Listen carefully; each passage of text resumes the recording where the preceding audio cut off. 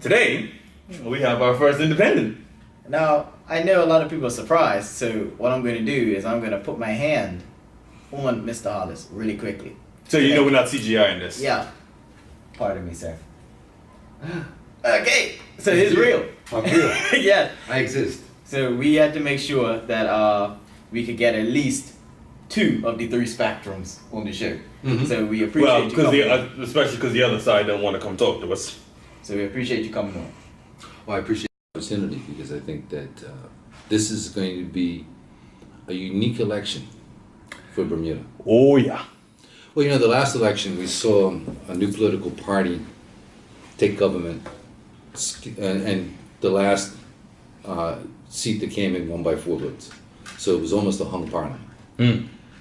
We hadn't seen that one before, and I think this election we're going to see where Parliament could be, again, 1818 without the independents. And I think that this time as an independent, and I'm running in my own constituency, where I live, where I grew up, where my family has been for generations, it's home.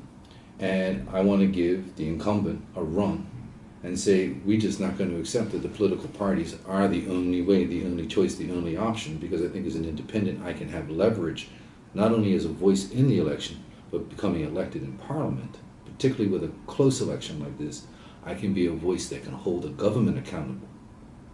That's big. Well, we've been saying that for months now. We've been saying, look, like frankly, I say it all the time. I want to go back to the old school democratic system. Well, when I say old school, I mean like 2,000 years ago, old school. Bring back the republic. No parties, or independence. But that's the thing. A lot of folks are basically challenging the independent view as far as saying that it is just to steal votes, that it is not a weak, that it is a weak position, that it will be crushed by the weight of the 2 parties. And that's a position that I've heard, and I've discussed that with a number of the constituents, in that would be a norm when we had 40 seats. And the last time an independent ran in 1989, Stuart Hayward, he won.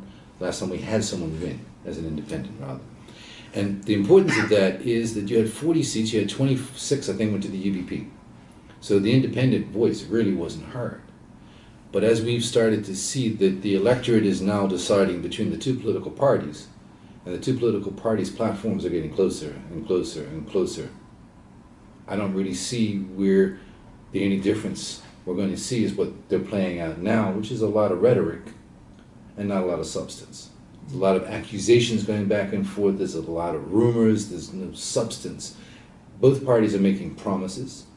Both parties have made promises for 20 years, and the promises that I've seen are the things that I believe in, such as human rights, equality under law, employment law. These are things that I do for a living anyway, as an advocate.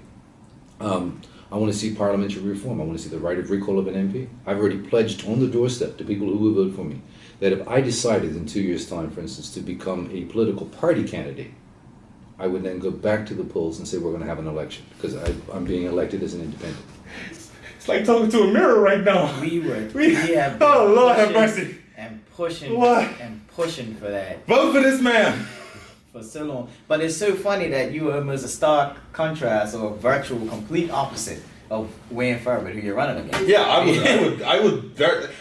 Wait, well, and I've known Wayne for 40 years. Oh, I mean, we grew up in Hamilton Parish. He lives in Hamilton Parish. He lives just on the other end of Radnor Road. I live on Radnor Road. I've canvassed his neighborhood.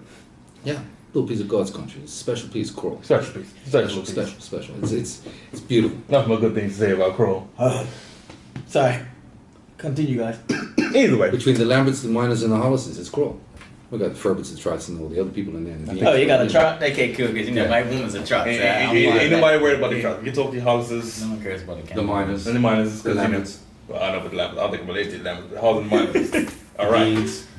But I mean, you just know everybody down there. Look at that. He actually knows his people. Would you look at that? But you draw a stark contrast. I mean, Wayne Farber is a black man. You are a white man. He stands for anti same sex, and you stand for pro human rights. I stand for pro human rights, and I believe that, for instance, if a church says we do not believe that a marriage is between people of the same sex, that a marriage has to be between a man and a woman, the Human Rights Act protects that belief. The church says we will not marry a homosexual couple, They don't have to marry homosexuals because the act protects that. But the act equally protects the homosexual couple from their right to marry.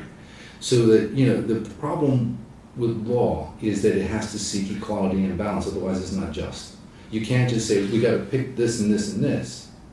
Human rights law has to be fair to everybody.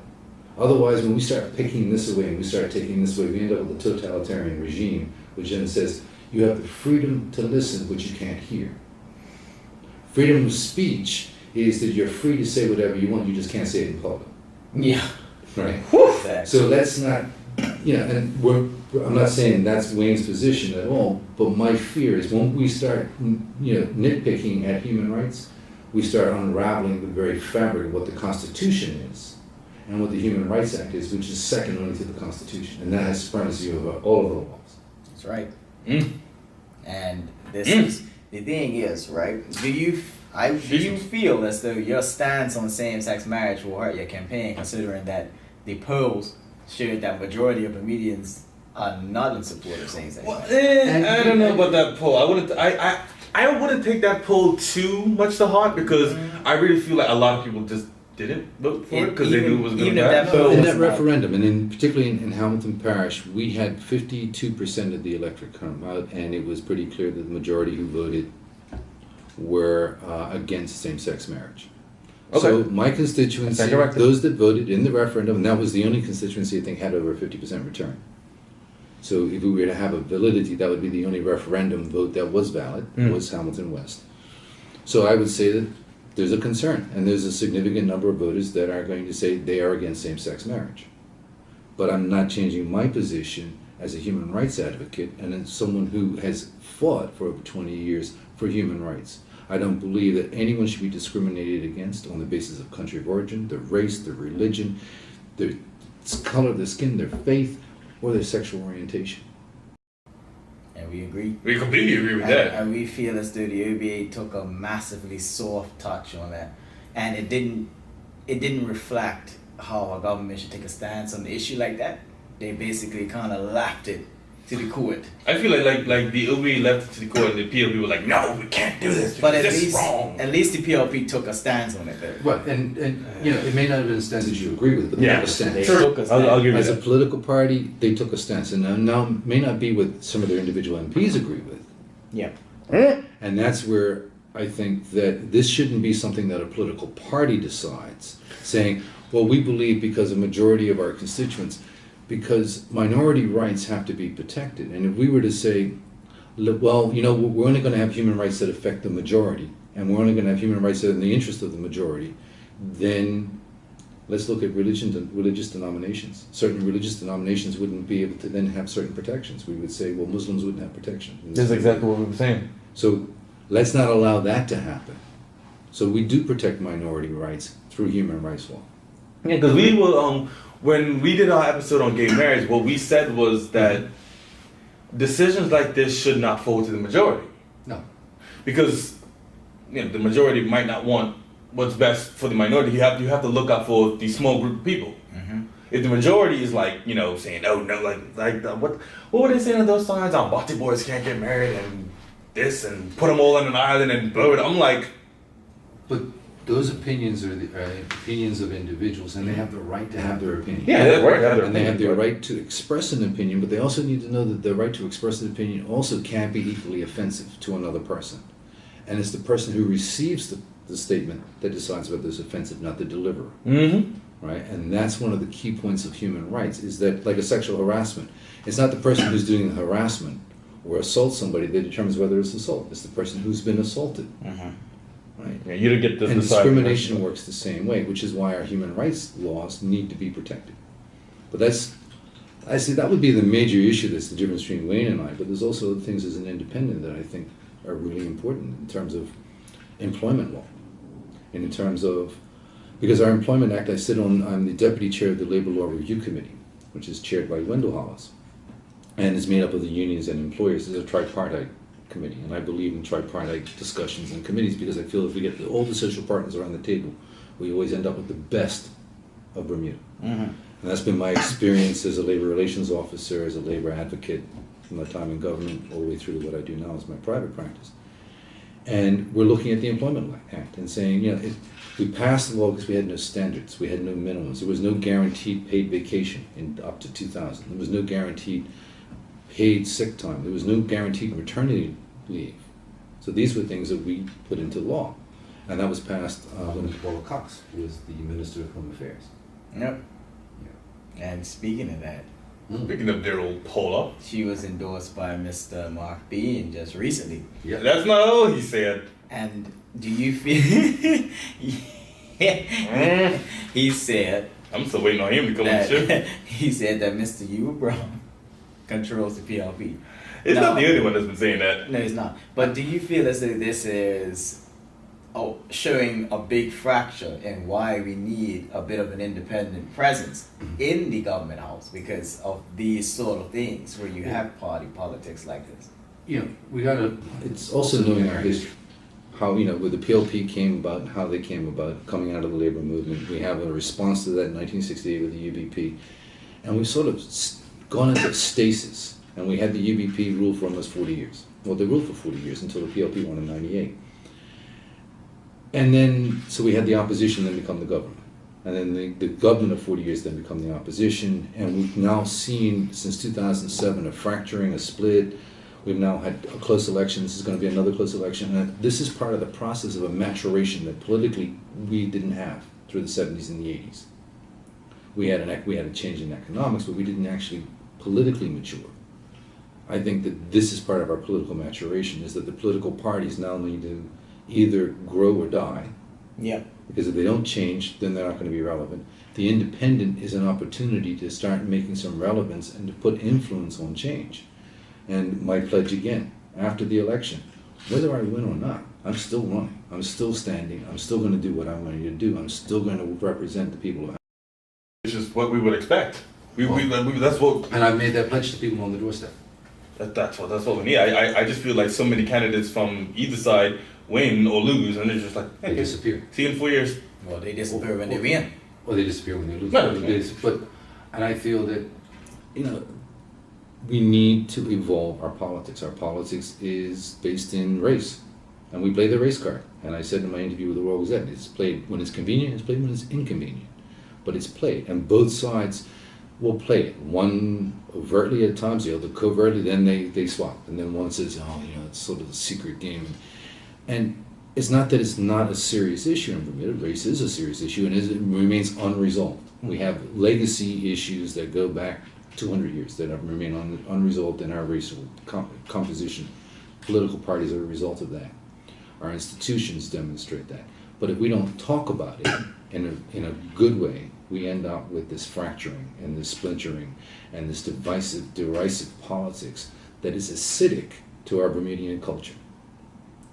And I think as an independent, I'm a mediator by training and by profession and by vocation. Right. And I believe as a mediator, as an independent, I can bridge the parties.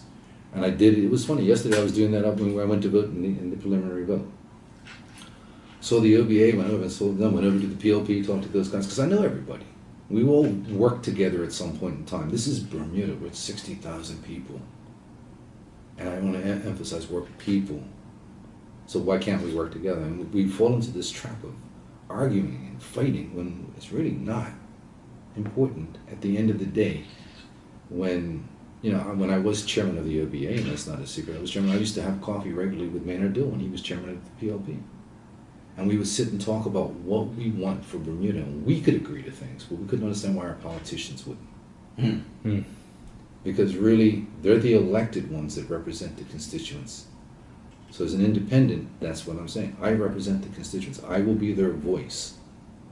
I will represent them in the House of Assembly.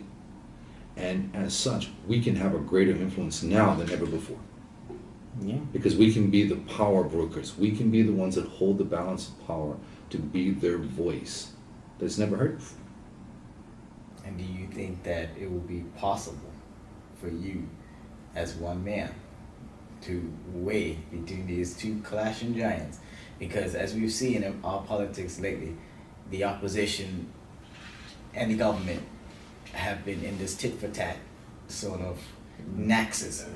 And it's hard to get an independent in there that hasn't fell to one side. You know what I mean? Because we've had independents, but they weren't elected independent.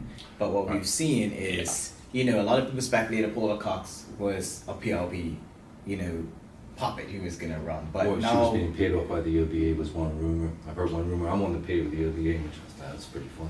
exactly, and I feel like people. Wait, you're try not? I'm not. Really? I didn't get the check. Michael Dumpty did not mail me the check. Oh, was it mailed to the right address? I don't know. Dang. Don't this check, Bones. No, you get. Hey, you never do. Yeah. But my own personal and professional experience, I have stood between employers and unions here as the mediator of record. I have done dozens of human rights mediations as a mediator for the Human Rights Commission. I have done thousands of mediations in labor and relations. I have stood between those giants and been that person that has facilitated the negotiated settlement, and we've had harmony as a result. And it's, all I am is the facilitator of that conversation, and I help them find a solution. As an independent MP, I can do the same thing. If I can do it on a national level, which stops a strike, I can do it on a parliamentary level as well.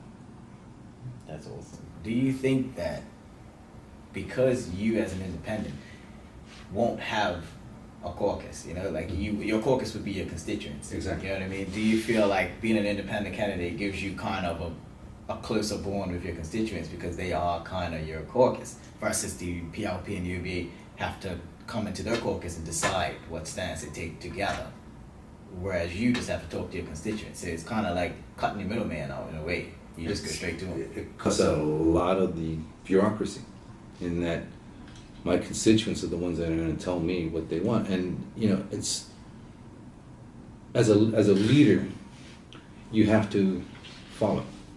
So I become the steward. And be like, I am directed by them and use my wisdom and experience to say, well, have we thought of this and how we look at that? And can collectively, we then come up with what is the best choice for everyone. And I feel that that would be my caucus, and that's how I want to operate, and that's how I've been doing it on the doorstep. And if it was one issue that you could champion as independent, as far as like what you would really be driving at, because I know that independents can't necessarily hold portfolios per se. I have to say, the one thing that has been I mean, there's several things. I mean, employment, but one of the things that has bothered me for over 20 years is financial assistance. How it maintains a cycle of poverty. When I watch 30% of our households are headed by single parents. And single parents fight every day to provide for a family. And when they get on financial assistance, they can't say, oh, I've got a job making $400 a week part-time. If financial assistance is going to say, well, you can't do that, you can't have this, you've got it.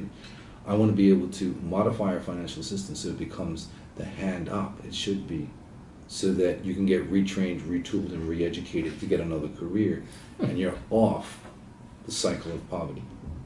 I'm happy to hear that, because I think Bermuda as a country has rather dropped the ball on financial assistance. Yeah. Well, the government, I noticed that they said they're going to spend $50 million on financial assistance. Yeah, I but remember when it was $24 million. Yeah. We've doubled in 15 $15 million years. on. I think that financial assistance should be situation based. Like it really should be. Well, it also could be temporary. I think it should be temporary. Well, it is in some cases, and some people are stuck in it because it becomes habitual. It becomes my only way of making a living. I've had people come to me and say, "How can I help?" When they have debt with the BCA, they're on financial assistance, but they can't use the money from financial assistance to pay off the BCA, so they can actually go to jail for failing to pay debt. Yeah. Because they're in. The court looks at it, issues the injunctions, and they get ordered. So how do we help people out of that cycle where you can't pay but you can't live? And it really is demoralizing. And so that would be the one thing that I would say jumps up there. The other thing is seniors. The number of seniors that are falling away because, say they own their own home, but they don't have a rental income coming in to help them out, so they can't afford health insurance, they can't afford to maintain their home. They're falling away, and we're expecting the government to pick up the slack rather than the neighborhood. But there's got to be another way of using financial assistance to help seniors, to help them with the health insurance, so that it remains affordable. And I really feel that, and again, there are people who don't have health insurance that are falling into indigent, and they're becoming the homeless, and there are grandparents. And I'm sure you can find allies on both sides to support that. But what about the your younger voters? What would you say? Younger voters? Yeah. Is that I knew what it was like when I was 18, 19. 18 I couldn't vote because we had to be 21, so because I'm not much older than you. Right. Oh, jeez. Yeah. Like Raymond now. And I was frustrated because I was told I couldn't get a voice, I couldn't get in the room. And one of the things is, when I was chairman of the OBA, I was telling people, don't worry about how old you are. Come in the room. Come and sit in. Challenge your MP. And MPs don't like to be challenged. Nope. And I feel that you shouldn't lose your voice just because you're told you're too young. Mm-hmm. I carry a lot of the same ideals I had when I was 18. I still believe in a lot of the things I believed in at 18, and I'm 55 now. So my ideal is still there. I still have those same beliefs, and I want them to be and they're still my passion. So when you have a passion, don't let someone say, wait till you're older. Use the passion, challenge the MP, come together, have discussions, use media outlets, come together and say, this is what we're thinking. What do you do? It's get involved. And it doesn't mean necessarily get involved in politics. It means get involved in our community. Because I remember when back when you were chairman of the OBA, they formed the FBA and you were opposed against it. I wasn't opposed to it. No, what I was opposed to was forming a youth. Right. That's what I'm sorry. I said, that's what I didn't want them because political parties do with youth groups. They form youth groups and they say, okay, now you go into the kiddies corner and you go and work on this and then come and tell us how it is. I said, no, you're not in the kiddies corner. You are now fully integrated, full members of the party. You get to come into the caucus, but you have your own special interests, which you meet and come up with, but you attend, you're not separate from. Yes, I remember that. And that was what was important, that they were not, because I've watched it happen in political parties in other jurisdictions as well as here, that the youth get put off to one side when you're older. And I'm like, no, there's nothing worse to tell a 21-year-old when you're older, or an 18-year-old, or a 16-year-old that your opinion is invalid, because that's your experience, your opinion, and what carries you forward is your passion. So why not have it heard and understood, and then say, well, have you looked at this, and this? Being mentored, so you can learn more. But if you're told you're not entitled to your opinion, which happens a lot, until you're in your 40s, and they suddenly say, now you're old enough. Yeah, see that's the thing. That's one of the biggest things that we end up fighting. Like the other day, this guy came up to me. He was like, he called me kid or something like that. Like, look, man, 25 years old, don't call me kid anymore. He said, I call everybody that's younger than me kid. I'm like, how old are you, sir? He said, I'm 60. I'm like, so literally, Everyone's a kid. everyone's a kid Right. until they're not. Right. But it's like no matter how old we get, because when you're 14, you're too young to have your opinion. 16, too young to have your opinion. 18, 19, 20, 25. So how old do you have to be to have an opinion? How old do you have to be to have an opinion? I feel like they need to understand, and this is something that a lot of our older generation doesn't get, is that no matter how old you are, you're affected by decisions made. Mm-hmm. So you have strikes, you have just policies made by the UBP, policies made by the OBA, policies made by the PLP that have affected our upbringing. Yep. So My advice is get involved. Don't be afraid to have an opinion. If someone says you're not entitled to your opinion until you're older, still have the opinion. Find a forum where you can actually express it. That's I cannot. You guys do it. Well, we know. Oh, we know we do. But the other outlets that you have would have been to go and sit with your parents. No. I mean, before social media the internet, it was sort of like we had to sit around and go out and meet and have conversations and then try and go and lobby older folks to hear us, and they wouldn't. Right? And the UBP, I think, had an under 40 caucus. The PLP had the progressive youth. Under 40? Yeah. Under 40? Yeah. We have candidates running that are under 40. I know. That's why I was never in the UBP, because it was sort of like, oh, hang on. And then when we tried to form the Young United Bermuda, it was sort of like, we'll go off into the kiddies corner, which was based on my experience for the OBA, was no, we can't do that. But this is also my first time running as a candidate. I never ran as a candidate before. True. But, well, that's pretty much my list of questions. But why would you tell people to vote for you rather than Vote for a party, right? Particularly having been a party chairman, it's a great question. Because I believe that what I bring to the table as that independent broker, as the mediator, as the arbitrator, is someone who has established a record of independent broking in this community in dispute resolution. I can bring a voice that has never happened before. The political parties have one stance, and they have a platform they run on. I'm running on a platform of equal rights. I'm running on a platform of equality. I'm running on a platform that says your opinion matters and I will be your voice. Rather than filter it through the political party because that's how we're going to get it out there. And I'm not the filter. I am the voice. I will be here, and I've heard it said, well, how can you be my voice if you don't have my experiences? And I'm saying that's why I can be that voice. It's not my experiences I'm relying on, it's yours that I'm bringing forward so that they can be heard. Well, I could dig that out. I could dig that. We appreciate you coming on the show. Thank you. Thank you very much, sir. Appreciate it. Thank you very much. Well, there you have it. Thank you very much, Mr. Hollis, for coming and talking to us. Yeah, And good luck on Tuesday. Thank you. we'll be looking out. Excellent. My dad isn't your constituency. What constituents is that? His constituency. What constituents is that? Happens number 6. Ha! West. West. That was the best time. Hey, gotta make sure. Listen, okay? It's 36. You're trying to memorize all the names? Better know where your granny's at. I'll slap you, boy. What's up, there?